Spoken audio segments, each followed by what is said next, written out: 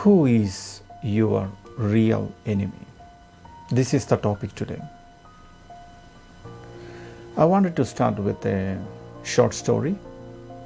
It's a story about a big snake and a king frog.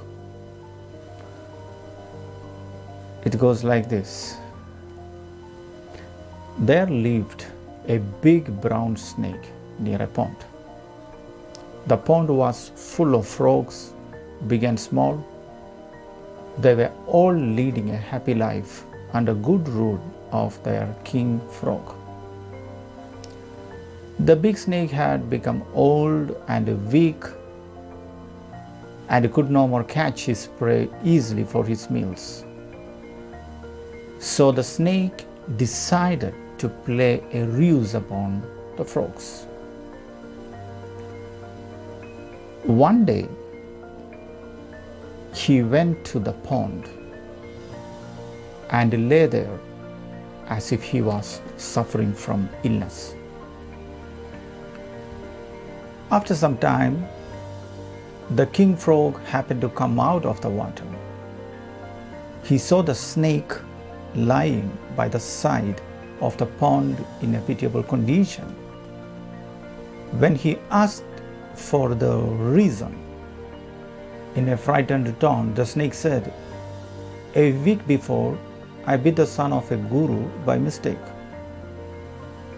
because he had tried to kill me with a stick. He died immediately. Now the guru cursed me. According to his curse, I will have to serve the frogs and have to eat whatever they offered me for food. So I am here to serve you, my king." So after, the king frog and his ministries were delighted to hear this. Other frogs also gathered around the snake. Many of the minister frogs and the king frog too jumped onto the back of the big snake to have a joy ride.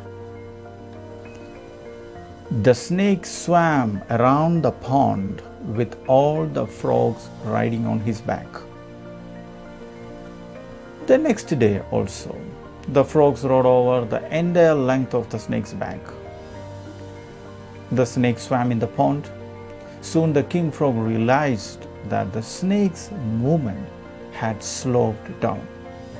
When he asked for the reason, the snake said, "Your Majesty, due to constant swimming and non-availability of food, I have gone weak. I can't move anymore now." The king frog, thinking that in view of snake's physical weakness, he might not be able to have joy rides in the future, allowed the snakes to eat a few frogs. Then the snake started eating the frogs easily, one by one. One day, there were no frogs left in the pond, except the king frog. So the snake spoke to the king frog, "I can't remain hungry anymore. There are no frogs now left in the pond except you. So please excuse me for eating you." And the snake attacked the frog with a lightning speed and ate him also. That was the story, short story. Here, the moral of the story is never trust your enemy. We can learn a lot from this story. One of the key points is the matter of trust. You must be careful on that. And also, you need to know your enemy very well and also know yourself very well. So two things are there. You need to know your enemy as well as you know yourself very well. This is very important. According to the words of great Chinese philosopher Sun Tzu,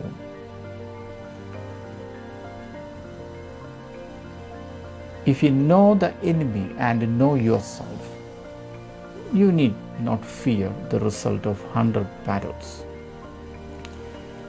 If you know yourself but not the enemy, for every victory gained, you will also suffer a defeat. If you know neither the enemy nor yourself, you will succumb in every battle. These are the words from Sun Tzu, the great philosopher. Here, our question is, who is your real enemy? Is it the nasty coworker who gossip about you? Is it the parent who let you down when you were little? Or is it a friend who betrayed your trust? Who is your real enemy? You can think about it. Those people definitely did horrible things to you. Things that should not have been done. They have shown by their behavior that they are not good friends. But what if I told you that despite their bad behavior, those people are not your real enemy? They are not. The real enemies are living within you. Know them very well and do something to eliminate them. We don't want them in our life. Believe that you can easily eliminate them from your life with your confidence, courage, your own and your own personal growth. I'm talking about your external enemies. But there are some enemies, those are residing within us. Recognize them is the first thing you need to understand. We can call it as inner enemies. Inner enemies, our own inner enemies. These are the real enemies. Who are these inner enemies of your life? Actually, there are many, but I wanted to highlight the most dangerous enemies, the most difficult ones that's not easy to take it out from our inner consciousness. Who are they? First one, I wanted to say that one of the key inner enemy is our negative thoughts. The root cause of most of the inner conflicts in our life, our negative thoughts. The second is your fear, greed, and lust. These are the root causes of poor growth in our life. So you should avoid this. Fear, greed, and lust. And finally, our toxic ego. The root cause of most of the relationship problems in life is because of this toxic ego. We should learn how to eliminate them from our life.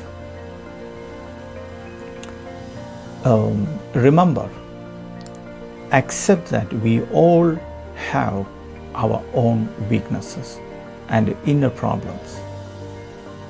Correct it and learn from the mistakes. I used to advise people that you should focus on yourself and invest enough time in your personal growth. I wanted to repeat this. You need to focus completely on yourself and invest enough time in your personal growth. More you give enough time and attention to developing you, there is no time for creating the enemies in your life. You'll be busy with the develop you. So there will be no time for that, for unnecessary talks, unnecessary problems, issues. There will be no time for that. Learn to discipline your emotions. That's what I wanted to tell you. Learn to discipline your emotions, because if you don't, your enemies will use them against you. There is no question in that. No matter the situation, never let your emotions overpower your intelligence.